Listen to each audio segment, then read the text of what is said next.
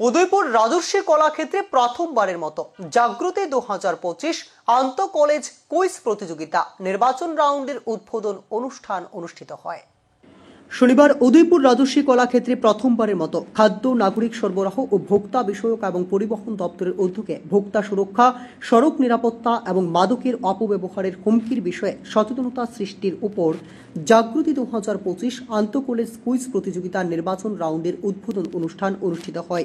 অনুষ্ঠানে প্রদীপ প্রজ্বলন করে শুভ সূচনা করেন অর্থ আইটি মন্ত্রী প্রণজিৎ সিং রায়, খাদ্যমন্ত্রী, সিএসসি এবং সিএ এবং পরিবহন ও পর্যটন দপ্তরের মন্ত্রী সুশান্ত চৌধুরী, উপজাতি কল্যাণ সংখ্যালঘুদের কল্যাণ দপ্তরের মন্ত্রী শুক্লাচরণ নোয়াতিয়া, ত্রিপুরা হাইকোর্ট বিচারপতি অরিন্দম লোধ, বিধায়ক অভিষেক দেব রায়, বিধায়ক জিতেন্দ্র মজুমদার, বিধায়ক রঞ্জিত দাস, এফসিএস এবং সিএ এবং শিক্ষা সচিব রাভাল হেমেন্দ্র কুমার, গোমতী জেলার জেলাশাসক তরিত কান্তি চাকমা, উদয়পুর পৌর পরিষদের পৌরপিতা শীতল চন্দ্র মজুমদার, গোমতী জেলা পরিষদের সভাধিপতি দেবল দেব রায় সহ আরও অন্যান্য দপ্তরের উচ্চপদস্থ আধিকারিকগণ।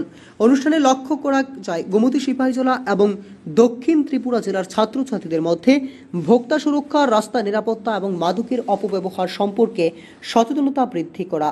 সেই পথ ত্রিপুরা হাইকোর্ট বিচারপতি অরিন্দম লোধ বলেন, নেশা শুধুমাত্র ব্যক্তিকে নয়, পুরো পরিবারকে ধ্বংস করে দেয়। তাই প্রতিটি পরিবারের মা বোন ক্লাব সংগঠনদের নেশামুক্ত ত্রিপুরা করার লক্ষ্যে এগিয়ে আসার আহ্বান জানান।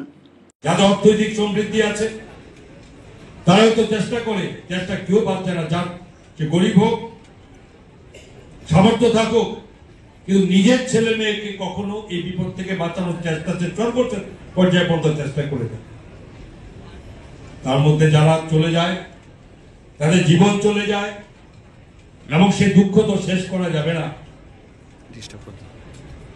এবং তার জন্য হয়তো একটা সময়ে দুঃখের মধ্যে থেকে থেকে আস্তে আস্তে সেটা শিথিলতা চলে আসে, ভুলে যায় না, সহ্য করে নেয়। আর যে পরিবারের যদি অর্থনৈতিক নির্ভরতা ওই ব্যক্তির উপর থাকে, তাহলে সে সারা জীবন চলে যায়। সর্বোপরি আরো বিভৎস মনে হয় আমার কাছে, যে চলে যায় ওই সাময়িক তার যা ক্ষতি সেই পরিবারের এবং দুঃখ সর্বক্ষণ থেকে যাবে, কখনো তা বুঝে যায় না।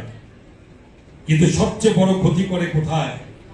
যে পরিবারের ছেলে বা যে পরিবারের প্রথম যাদের উপর নির্ভর করতে হবে ভবিষ্যতে, এই যদি হয়ে গিয়ে বিকলাঙ্গ হয়ে যদি বাড়িতে বসে থাকে, বিকলাঙ্গ যে চলতে পারে না, যে পরিবারের অর্থনৈতিক ক্ষমতা আছে, চেষ্টা করলেও তার কতটা থাকতে পারে, সহ্য করতে পারে, দেখতে হবে চোখের সামনে যে বাড়িতে বসে আছে, যেতে পারে না।